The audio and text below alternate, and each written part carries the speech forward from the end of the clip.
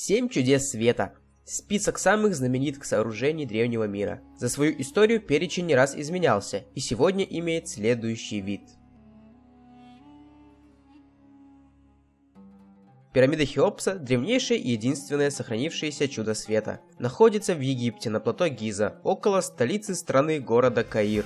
Была построена 4500 лет назад по приказу фараона Хеопса. Архитектор – племянник фараона Хемеун.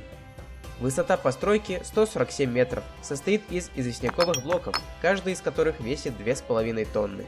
Внутри пирамиды находятся тайные ходы, шахты, гранитная усыпальница фараона с его саркофагом. Благодаря тому, что снаружи пирамида была покрыта особым белым известняком, а вершина позолочена, свет от горящей от солнца усыпальницы был виден за многие километры.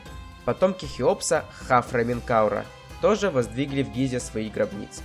Со временем пирамида была разграблена, а в 12 веке арабы растащили облицовку для строительства новых домов в Каире.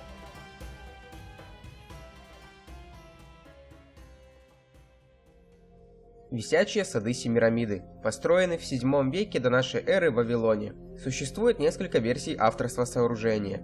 Первая – сады построены по приказу легендарной царицы Семирамиды. Во второй – по приказу царя Навуходоносора II для своей жены Амитис. Она была родом из гористых земель и тосковала по дому. Навуходоносор приказал построить сады, состоящие из нескольких ярусов, похожих на горы. Каждый уровень был засажен диковинными растениями, а благодаря винтовым механизмам с верхнего уровня садов вниз на 60 метров спадали водопады, орошающие растительность. В IV веке до нашей эры Вавилон захватывает Александр Македонский. Через некоторое время сады приходят в запустение, а затем наводнения размыли грунт и сады рухнули. Статуя Зевса в Олимпии была изготовлена специально для храма громовержца скульптором Фидием в V веке до нашей эры. Создана из золота и слоновой кости.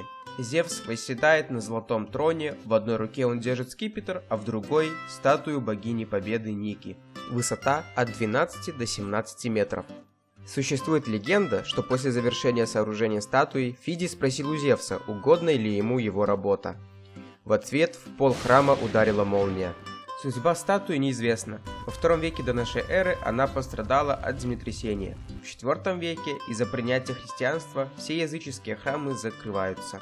В V веке статуя увозится в Константинополь, где сгорает во время пожара 476 года. Храм Артемиды в Эфесе. Строительство храма началось в 550 году до нашей эры. Архитектор Херсифрон.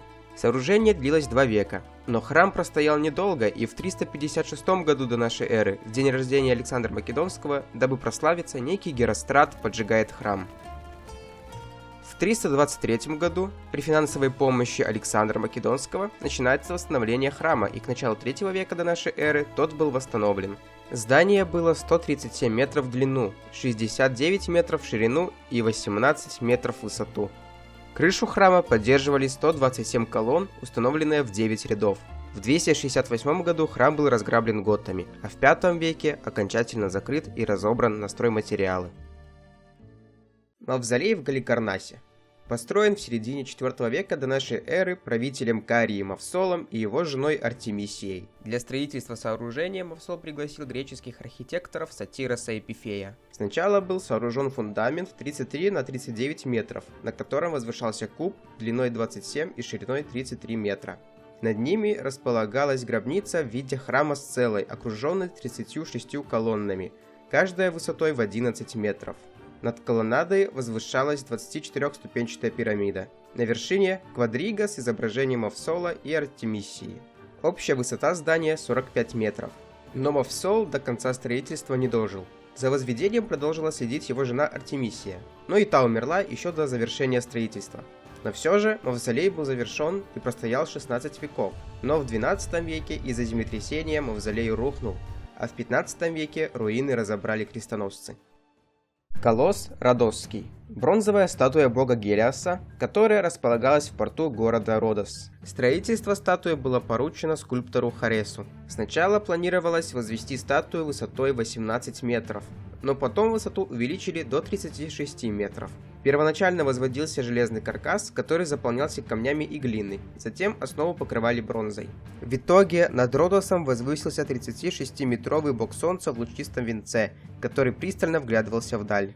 Колосс простоял недолго. Через 50 лет после завершения строительства случилось землетрясение, статуя дала трещину в коленях и развалилась. Так развалины и продолжили лежать до 7 века нашей эры, пока арабы не продали металл купцу. Бронза была расплавлена на месте и вывезена на 900 верблюдах. Фаросский маяк находится в Александрии Египетской. Построен в начале 3 века до нашей эры фараоном Птолемеем II. Архитектор Сострат Кницкий. Мраморно-гранитное сооружение, состоящее из 3 ярусов. Первый ярус четырехугольный, второй восьмиугольный, третий цилиндрический.